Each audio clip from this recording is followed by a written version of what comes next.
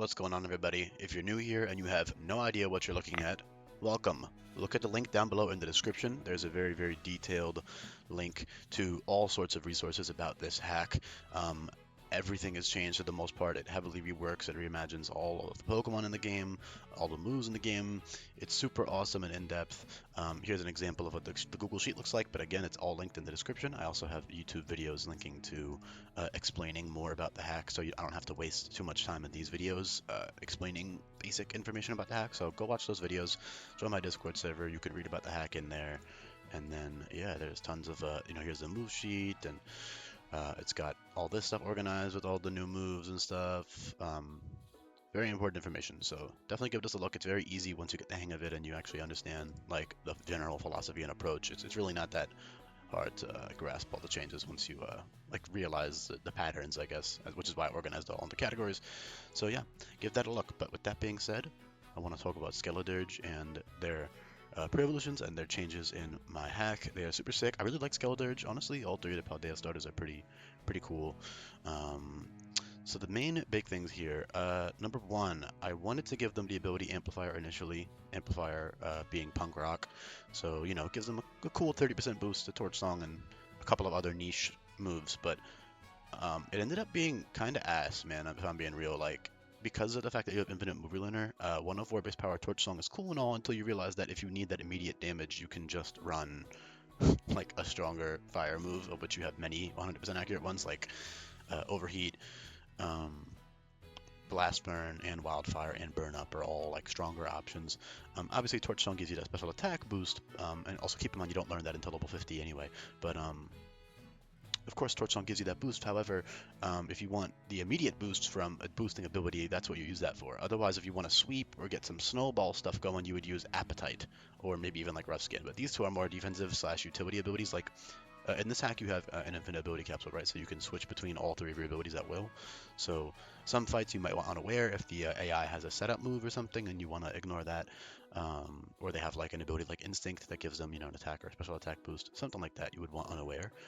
Rough Skin is obviously very nice. So that's the weird ability. It's not that weird. Like crocodiles do literally have rough skin. He does have like a scaly texture in the game itself.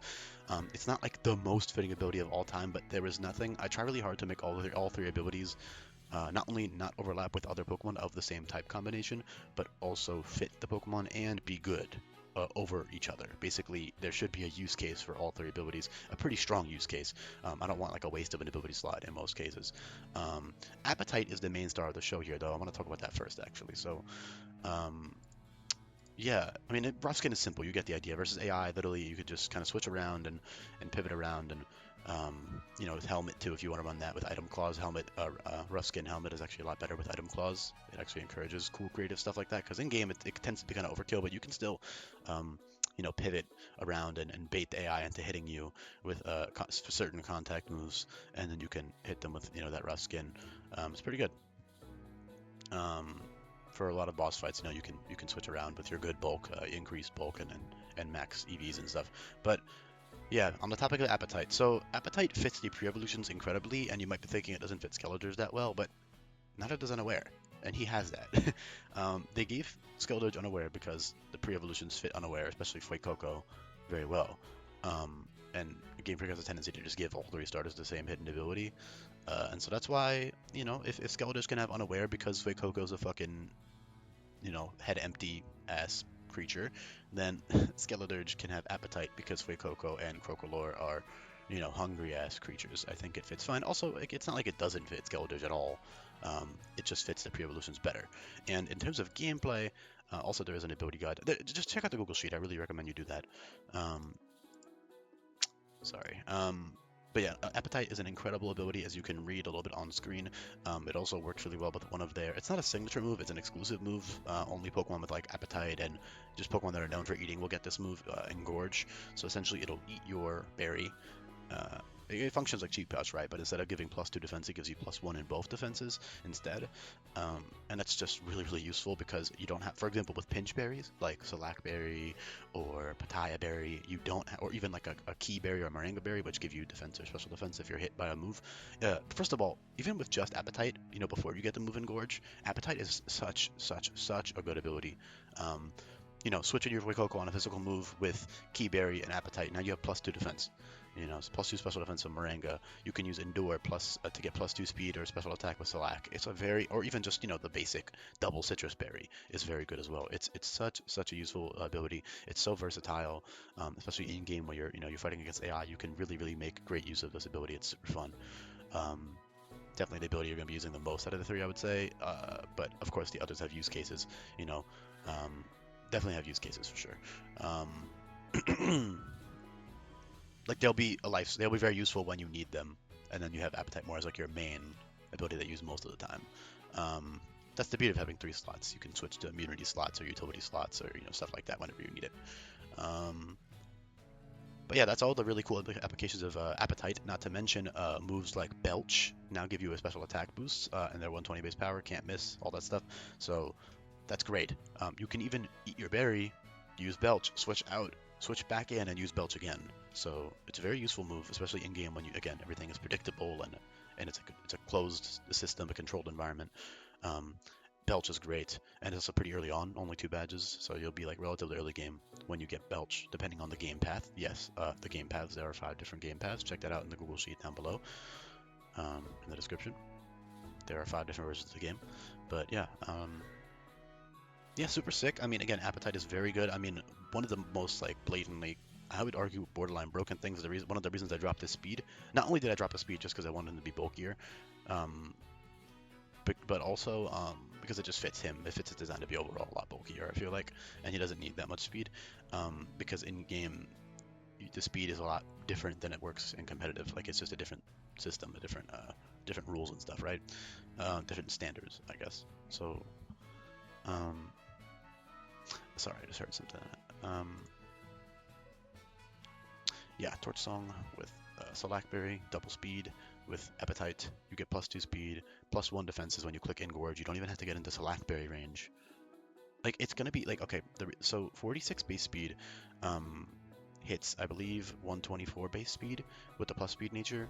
So for example, if you have a neutral nature Skeledirge, and you get +2 speed, and you have max EVs, you're going to outspeed base 124 Pokemon with a plus speed nature, and base like 140 Pokemon with a neutral speed nature. So you're already very fast, even at only 46 base speed at +2 with Appetite. And again, Engorge means you don't even have to get into Salac range. Even if you had to get into Salac range, it's still very, it's easy to do that in game with Endure being a TM and having infinite movie learner.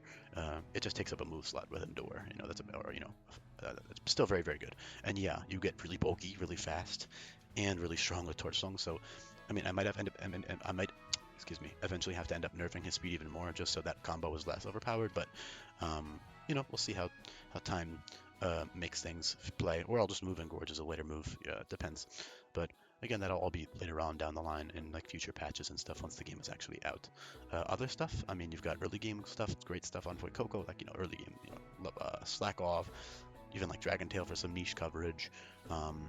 Ignite, obviously fire type priority, defense curl smog for guaranteed poisoning, harmonize for debuffing, same with stuff like breaking swipe and mystical fire. You've got parting shot as a pivot move. So every Pokemon I try to give them at least one pivot move. There will be a couple that don't fit any. I'm trying to be a lot more strict with parting shot distribution than I was in Sweltering Sun, but I think Skeledirge fits it well enough, and even Crocolore, because they're known for singing and stuff, and it is like a sound, like yelling type of move, so I think it fits them well enough. Obviously, it doesn't fit their personality that well, but it is what it is. You got to do what you got to do to give them pivot moves, especially when there's no more infinite use eject button in this game. Pivot moves are actually really useful now. Other cool stuff, I mean, you've got cool early level 120 base power boom burst and draconic voice. Those would be pretty cool if you get like Terra normal or Terra dragon randomized, because you're intended to randomize your Terra type. If you pull one of those, it'd be kind of cool to use those moves. Soul Absorb is great utility. The Battle Cry drops attacking stats by 2. That's great for bulky Skeledirge as well. You've got tons of sleep moves. Not only do you have, oh my god, I forgot to give them Yawn. There you go. All right, yeah, I will add Yawn early. Man, how did I forget that? That's crazy. I'll figure out what to put it over, but yeah, that's crazy that I forgot to put that. Stuff happens. For now, I'll just list it over Harmonize, but I need to remember to add that at the end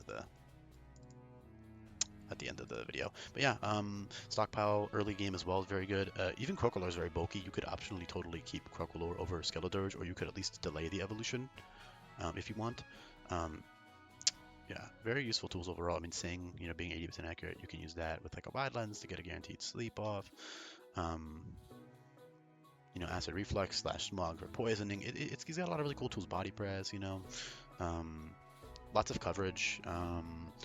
Especially on the physical side, he has some cool coverage that he doesn't get on the special side. Obviously, he only has 75 base attack, but with infinite move relearner and team locked being the intended playstyle, again, you can listen to more about that in the description below. Niche coverage like that is actually worth using for certain matchups on your team. So don't dismiss the physical sets, even though he has much higher special attack. You can totally use his physical attack still. I wanted to make him mixed, and even potentially give him strong jaw, but strong jaw was repurposed into a new mega launcher, so I can actually change the moves for mega launcher. So no strong jaw anymore, and then also to give him mixed, like he would only end up having like 90 attack or 95 attack, and then his bulk would be unchained. He would have like one. His bulk would be a little bit lower, and overall, I'm just not as much of a fan of it. As cool as it is, I mean, I've always wanted like mixed Skeledirge, but it's fine. It is what it is. It's not always going to work out that way for BST because again, I do try to keep the starters at the 550 benchmark. There are tons of other benchmarks in this game. There's semi-pseudos, full pseudos. A lot of Pokemon hit the 550 or 535 benchmark now. Most do. And even if they don't, they're still very good. But I'm getting sidetracked. I think I've covered pretty much everything I want to cover, to be honest. He's got great sweeping potential and defensive potential with Engorge. Even if you're not sweeping with Engorge, which you might not always get to, probably won't. I don't know. We'll have to see how it plays in the game. But you'll at least be able to kill like 2 or 3 Pokemon before having to switch out, which is still great. And honestly, I have a feeling that it's going to end up being a kind of busted combo. But yeah, we'll see as time goes on how that works. Worst case, his speed just gets lowered a little bit more to 41. That'll make his speed tier even less overpowered at +2. Yeah, that's about it. I've covered pretty much everything here I need to cover. Like I said, strong moves like, even just with like Quick Claw, right? Like late game, you've got an Overheat, or Burn Up, Blast Burn, Astral Storm off. How you got, just powerful moves that you can just use to KO something and switch in with your bulk. Again, Rough Skin is very good for pivoting. I already explained why it fits well enough, at least. So I think I've covered pretty much everything. Shout out to you if you listen this far into the video. Leave a comment down below. Let me know. And I'll be back for more. Peace.